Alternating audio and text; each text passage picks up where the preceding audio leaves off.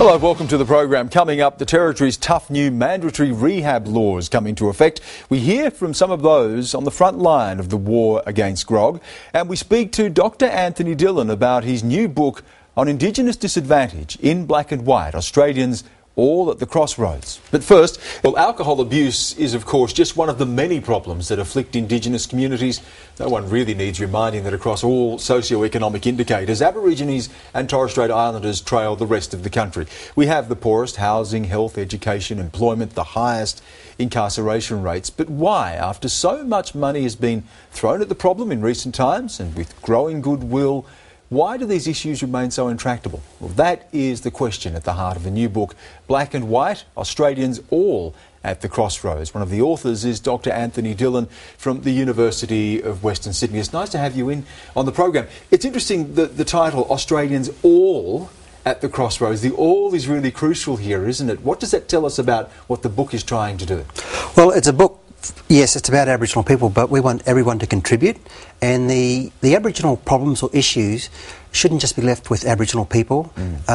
We're in all of this. We're in this together, so everyone should have a say. So, what perspectives are drawn out in the book? There's many perspectives, and some of the perspectives come from opposite ends of the continuum, which is good, which is what we wanted. So there's diverse. There are people that believe in getting Aboriginal people into the 21st century. You have some people who view government as being the big problem. So there's a whole range Some people who want a separate sovereign state for Indigenous people? Yes, some people who hint at that, and there are others who recognise that, look, if we're going to have reconciliation, we are in this together, we've got to walk together, and when we walk together, we can still respect diversity in culture. Now, there's a problem at the heart of the book, an issue at the heart of the book, and that is why these many social ills that affect Indigenous people appear to be so intractable. Do you get anywhere to answering that question? Yes, we do, and several authors have emphasised education and having access to the same sorts of services which the majority of us take for granted. Money clearly is not just an answer in and of itself, though, is it? No, it's we don't need more money. We can do enough with what is out there already. And in fact, look, the reality is many Indigenous people in this country are doing very well. It's a small minority which it doesn't seem to be working for. How much of an emphasis is there on the personal responsibility? Because we know that's become very much a buzzword in recent times, that Indigenous people, Indigenous communities are saying, no, we're going to have to take charge of this ourselves. We're going to have to step up and we're going to have to take responsibility. Is that a theme that is borne out in the book as well? It's in several chapters. For example, Alison Anderson, Tom Draper, myself, we've all spoken about personal responsibility, and that's not to deny the role of the government, but we've got to give the message to the people, hey, step up.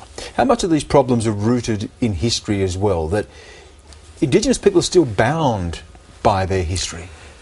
Yeah, look, I've said many times before, we are never ever victims of our history, only ever victims of our view of our history. There are so many Aboriginal people in this country who are outstanding, who are the best of the best in their fields, and they're doing very, very well despite the history. They acknowledge history, but they do not let it become an excuse. It's one of the chapters that you deal with specifically, and that is the whole notion of victimhood.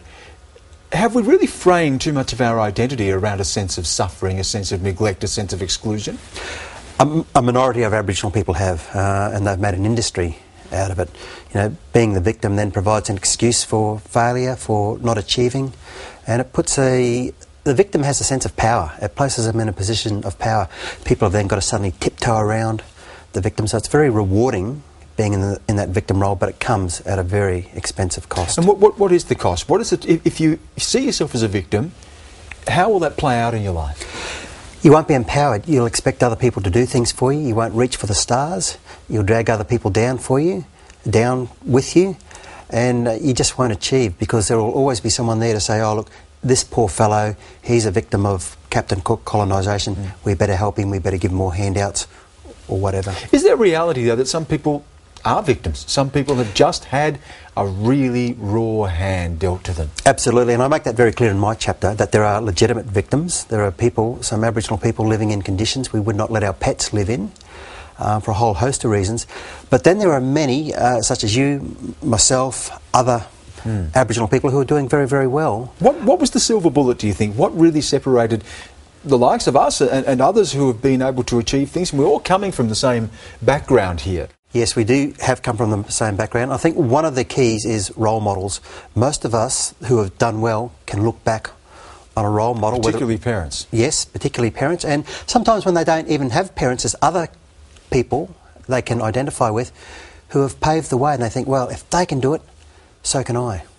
Now, if you're looking at a pathway, a way forward here, you're going to be launching this book in the Northern Territory, and Adam Giles, of course, the first Indigenous person to lead a state or territory government, is going to launch it for you.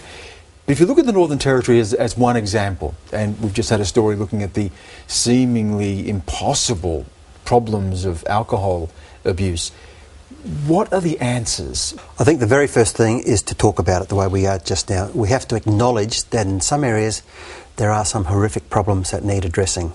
Too often these have been swept under the carpet. We're afraid to talk about it, shame, whatever. So we need to talk about it openly, and then we need to understand that, yes, education is one part, but then economics comes into it as well. And if in some communities there's just no chance of a viable economy, jobs, etc., then we have to look at thinking, okay, do we relocate these people? And that's a tough question. It is indeed a tough question, particularly if it doesn't come from the people themselves. But as you can see in your book here, a lot of that is directly addressed at giving people the power and the capacity to make those decisions themselves.